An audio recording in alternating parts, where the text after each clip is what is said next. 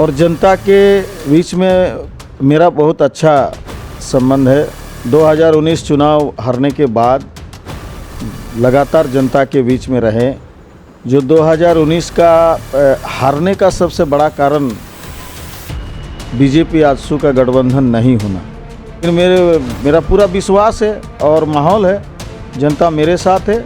चंपाई सोरेन जी झारखंड आंदोलन का उपज है, बड़े लीडर हैं कि उनके आने से एनडीए को ताकत मिला है और आने वाले विधानसभा निर्वाचन में एनडीए को और मजबूती मिलेगा। फिर से सत्ता में काबिज होने के लिए ये मैया योजना के नाम पर कि वास्तव में क्या जो ज़रूरतमंद लोग हैं उनको अबुआ आवास मिला है क्या, हेमंत सोरेन जी को उचित समय पर उचित जवाब देंगे इस राज्य की जनता कि एनडीए या भाजपा ये आदिवासियों को भ्रमित करने वाला काम कर रही है। इस बात पर आप क्या टिप्पणी देना चाहेंगे? नमस्कार दोस्तों, आपका स्वागत है फिफ्थ पिलर न्यूज़ में। झारखंड में अक्टूबर या नवंबर के महीने में चुनाव होने वाले हैं। इसे लेकर सभी पार्टियों ने अपनी कमर कस ली है। हर एक 81 विधानसभा सीट पर हर पार्टी खूब जोर शोर से मंथन कर रही है। इस बार के झारखंड चुनाव बहुत रोचक होने वाले हैं। तो हम इस बार आज बात करने आए हैं जुगसलाई के पूर्व विधायक व झारखंड सरकार के पूर्व मंत्री रामचंद्र सहीस से। बहुत बहुत स्वागत है आपका। चलिए, फिफ्थ पिलर न्यूज़ चैनल परिवार को मेरे तरफ से हार्दिक शुभकामनाएं हैं, धन्यवाद हैं। सबसे पहला बेसिक सवाल मेरा ये रहेगा आपसे कि आप जुगसलाई के पूर्व विधायक रहे और झारखंड के पूर्व मंत्री भी रहे हैं, तो आपका दिनचर्या क्या रहता है? आपका डेली रूटीन इस वक्त क्या रहता है? देखिए, जो मेरा शुरू से जो डेली रूटीन रहा है कि सुबह 9 से 9:30 बजे जो दैनंदिन जो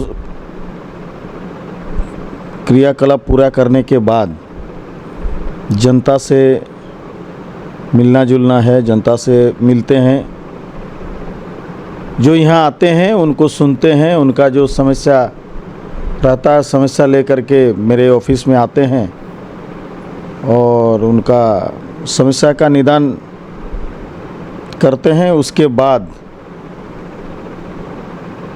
हम अपना अपना क्षेत्र में चले जाते हैं, जो हमारा निर्धारित कार्यक्रम रहता है।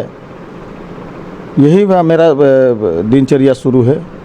अच्छा, आप जुगसलाई से 2 बार विधायक चुने गए हैं। साल 2019 में आप हार गए थे, तो इसके पीछे का कुछ कारण, कहाँ किस तरफ आप बैक हो गए थे या फिर कहाँ कमज़ोर पड़ गए थे आप? देखिए, हम पहली बार 2009 में, दूसरी बार 2014 में जुगसलाई विधानसभा से चुनाव जीते। जनता ने मुझे जिताया, झारखंड विधानसभा भेजें। पार्टी ने मुझे मंत्री परिषद में भी शामिल किया, जनता के बीच में काम किए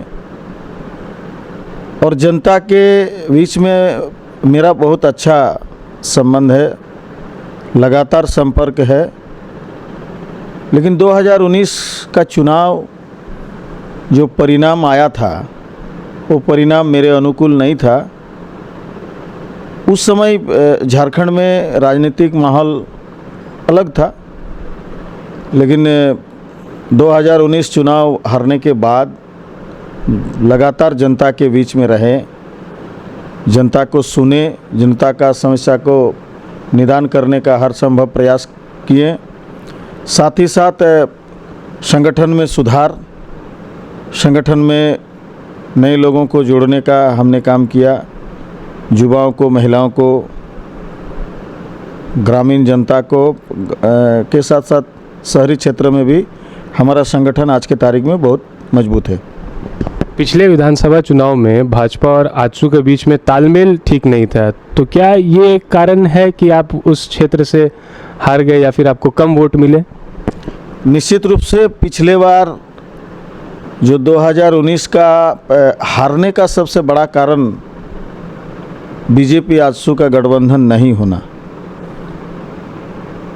यदि पिछले विधानसभा निर्वाचन में बीजेपी आजसू का अगर गठबंधन उस समय होता तो 19 से 24 वाला जो सरकार ये कार्यकाल रहा, ये एनडीए का सरकार रहता।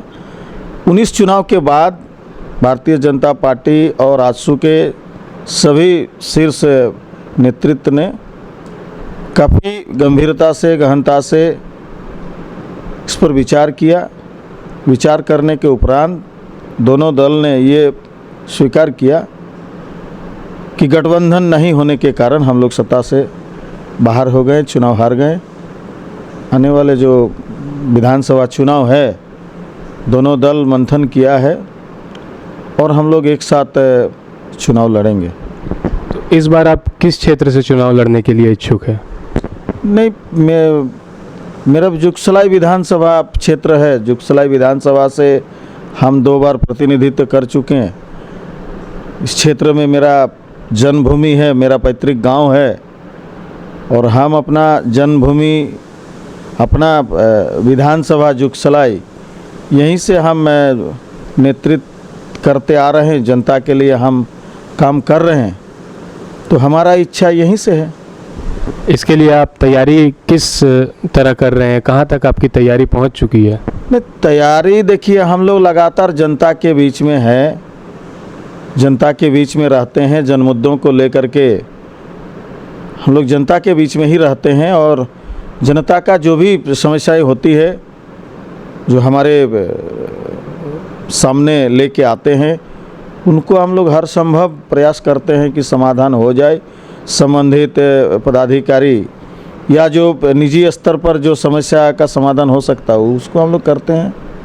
अच्छा, अगर आप जुगसलाई से चुनाव लड़ते हैं तो आपके सामने वहाँ के सीटिंग विधायक मंगल कालिंदी होंगे, तो उनको आप कैसे टैकल करिएगा? देखिए, ये जो निर्वाचन प्रक्रिया है, ये निर्वाचन प्रक्रिया, इसमें हार जीत तय जनता करती है। इस लोकतांत्रिक व्यवस्था में लोगों को मताधिकार प्रयोग करने का भारत का संविधान अधिकार देती है, तो लोग उसमें मतदान करेंगे और जनता जिसको चाहेंगे उसको जिताएंगे, हराएंगे। लेकिन मेरा पूरा विश्वास है और माहौल है, जनता मेरे साथ है। इस बार जनता मुझे फिर से तीसरी बार झारखंड विधानसभा भेजने का तैयारी कर रहे हैं। एक और झामुमो के दिग्गज नेता दुलाल भुइयां ने हमारे ही चैनल में कहा था कि वो अपने बेटे विप्लव भुइयां को दावेदार बनाना चाहते हैं जुगसलाई विधानसभा से। इस पर कुछ प्रक्रिया होगी? चुनाव है, चुनावी प्रक्रिया में सबको आने का अधिकार है। जो भारत का नागरिक हो, जिसका उम्र 25 साल पूरा हो, जो न्यायालय से सजायाफ्ता नहीं हो, जिसको चुनाव लड़ने का इच्छा हो, जो जनता के लिए काम करना चाहते हैं, वो चुनाव में भाग ले सकते हैं। उसमें उस चुनाव में आएंगे, जनता की अदालत में सब रहेंगे, जनता फैसला करेंगे। अच्छा, जेएमएम के दिग्गज नेता पूर्व मुख्यमंत्री चंपाई सोरेन जी, वो इस समय भाजपा में शामिल हो गए हैं, या तो कहें वो एक एनडीए का हिस्सा बन गए हैं। इनके भाजपा में शामिल होने के बाद झारखंड में एनडीए को क्या मजबूती मिली है? निश्चित रूप से मिली है और आने वाले विधानसभा निर्वाचन में एनडीए को बहुत ही फ़ायदा मिलेगा, चूँकि चंपाई सोरेन जी झारखंड आंदोलन का उपज है, बड़े लीडर हैं, काफ़ी अनुभवी नेता है और उनका जो समाज है, जो संथाल समाज है, संथाल समाज में उनका पकड़ है, उनका सम्मान है और उनका बात उनके समाज के लोग तो मानते ही हैं, इसके अलावा दूसरे समाज के लोग भी उनका बात सुनते हैं। तो निश्चित रूप से मैं कह सकता हूं कि उनके आने से एनडीए को ताकत मिला है और आने वाले विधानसभा निर्वाचन में एनडीए को और मजबूती मिलेगा।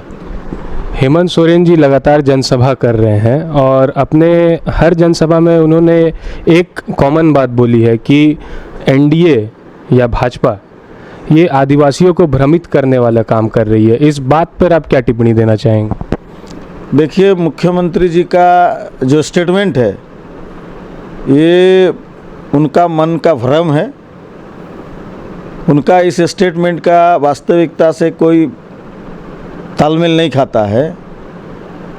मुख्यमंत्री जी चुनाव से पहले यानी 2019 का विधानसभा निर्वाचन में राज्य के जनता से, राज्य के युवाओं से, महिलाओं से, किसान मजदूरों से जिन वादों के साथ जनसमर्थन लिया, सरकार बनाने का उनको जनादेश दिया, जनादेश देने के बाद उन्होंने जनता के लिए काम नहीं कर पाया, तो उनको ये बात कहीं ना कहीं उनको खटक रहा है और अपना नाकामी को छुपाने के लिए इन सारी बातों को सामने लाते हैं। मुख्यमंत्री जी को उनके वादों को याद रखना चाहिए और उनके कमिटमेंट के अनुसार जनता के लिए काम करना चाहिए था, वो काम नहीं कर पाए।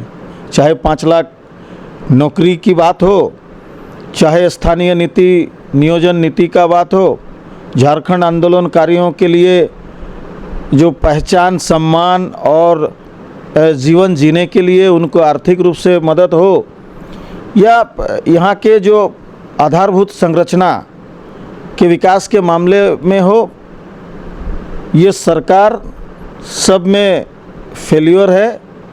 केवल और केवल ये भ्रष्टाचार को बढ़ावा दिया है। सरकार के संरक्षण में पूरे झारखंड प्रदेश में भ्रष्टाचार चरम पर पहुंचा है।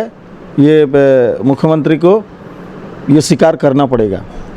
और मुख्यमंत्री मैया सम्मान योजना, हेमंत सोरेन जी ने ये योजना लागू कर दी है। महिलाओं को हर महीने 1000 रुपये दिए जा रहे हैं, तो इसे आप किस रूप से देखते हैं? ये योजना एक अच्छी योजना है या फिर आप कुछ और इसे देखते हैं? नहीं, देखिए, मैया को, बहन बेटी को सम्मान तो होना ही चाहिए। सम्मान के साथ साथ उनका सुरक्षा भी होना चाहिए। माननीय मुख्यमंत्री जी को याद होना चाहिए कि उन्होंने जो चुनावी घोषणा पत्र जो जारी किया था, उसमें उन्होंने कहीं जिक्र नहीं किया था कि मैया सम्मान योजना हम राज्य में लागू करेंगे। उन्होंने कहा था कि हर चूल्हा परिवार को प्रति माह 2000 चूल्हा खर्चा देंगे। तो उन्होंने तो 2000 रुपया वादा किया था। उन्होंने जो हर गरीब परिवार को सालाना 72,000 देने का वादा किया था, उन्होंने तो वादा पूरा नहीं किया। अभी उनका बजटीय व्यवस्था नहीं है, ये जो मैया सम्मान योजना जो आप दे रहे हैं वो, तो इससे कहीं ना कहीं इससे प्रतीत होता है कि मुख्यमंत्री जी हड़बड़ाहट में राज्य के महिलाओं को भ्रमित करके फिर से सत्ता में काबिज होने के लिए ये मैया योजना के नाम पर इस प्रकार का योजना ला रहे हैं। इससे मुख्यमंत्री को स्पष्ट करना चाहिए कि मैया को 1000 रुपया में आप किस प्रकार का माने सम्मान दे रहे हैं। यदि वास्तव में आप मैया को सम्मान देना ही चाहते हैं तो मैया के सुरक्षा पे आप अच्छा से काम करें, मैया के आजीविका के लिए बेहतर एक स्कीम्स लाएं। लेकिन ये सरकार ने तो ला नहीं पाई है ये 4.5 साल में। अभी जब चुनाव नज़दीक आ गया है तो हड़बड़ाहट में यही सब झारखंड सरकार काम कर रही है। उन्होंने और एक योजना की घोषणा की है, अबुआ आवास योजना। इस योजना के तहत उन्होंने कहा कि जिन राज्य के जिन नागरिकों को प्रधानमंत्री आवास योजना के तहत मकान नहीं मिले, उन्हें 3 कमरे वाला पक्का मकान दिया जाएगा। इस पर कुछ है? देखिए, कॉन्सेप्ट तो बहुत अच्छा है कि जिनके पास घर नहीं है उनको राज्य सरकार घर देगी। राज्य सरकार ने उस योजना का नाम अबुआ आवास रखा है। लेकिन गांव में मुख्यमंत्री को जा कर के वस्तु स्थिति पता करना चाहिए था कि वास्तव में क्या जो ज़रूरतमंद लोग हैं उनको अबुआ आवास मिला है क्या। और ग्राम सभा में जिन लोगों का नाम को सूचीबद्ध करके प्रखंड प्रशासन के पास भेजा, वो स्वीकृति मिला है क्या? नहीं मिल पाया है। वो पदाधिकारी लोग अपने मनपसंद लोगों को आवास स्वीकृति दिया है, जिनको घर चाहिए उनको नहीं मिला है, और अब वह आवास भ्रष्टाचार का भेंट चढ़ गया है। लोगों को इससे कोई फ़ायदा नहीं मिल पा रहा। तो इस बार आपको क्या लगता है झारखंड में किसकी सरकार बनेगी? ये क्लियर है कि इस बार झारखंड में एनडीए का सरकार बनेगी। एनडीए इस राज्य में जनता के लिए बेहतर तरीके से काम किए हैं और लोग ये मन बना चुके हैं कि झारखंड का सर्वांगीण विकास के लिए, सबके विकास के लिए, संतुलित विकास के लिए इस राज्य के लिए एनडीए ही उपयोगी है। एनडीए को लाना बहुत ज़रूरी है। इसलिए 2024 का जो विधानसभा निर्वाचन होगा, एनडीए को बहुमत मिलेगा और इस राज्य में एनडीए का सरकार बनेगा। तो 81 विधानसभा सीट में एनडीए कितने विधानसभा सीट जीतने का लक्ष्य बना रही है? देखिए, ये लक्ष्य तो हमारा बड़ा है। एनडीए यहाँ से जीतेंगे और इसमें समय पर आएगा परिणाम कि भाई इस राज्य के जनता कितने सीटों में एनडीए को जिताना चाहते हैं। लेकिन इस राज्य में एनडीए को राज्य की जनता जिताएंगे। यहाँ के नौजवान, यहाँ के महिला, किसान, मजदूर सब जिताने का काम करेंगे। क्योंकि इसलिए जिताएंगे कि माननीय मुख्यमंत्री हेमंत सोरेन जी ने जिन वादों के साथ सत्ता पे बैठने के बाद किसी को नहीं सुना। इन्होंने इतना जो वादा किया, इन्होंने कहा कि जो अनुबंध कर्मी को स्थायीकरण करेंगे, पारा शिक्षक को स्थायीकरण करेंगे, यानी कोई कॉन्ट्रेक्चुअल नहीं रहेंगे। लेकिन सत्ता में बैठने के बाद आज पारा शिक्षक के साथ किस प्रकार का आचरण कर रहे हैं, आंगनवाड़ी सेविका सहायिका के साथ किस प्रकार आचरण कर रहे हैं, ये जगजाहिर है और राज्य के जनता देख रहे हैं। युवाओं के साथ किस प्रकार का आचरण कर रहे हैं।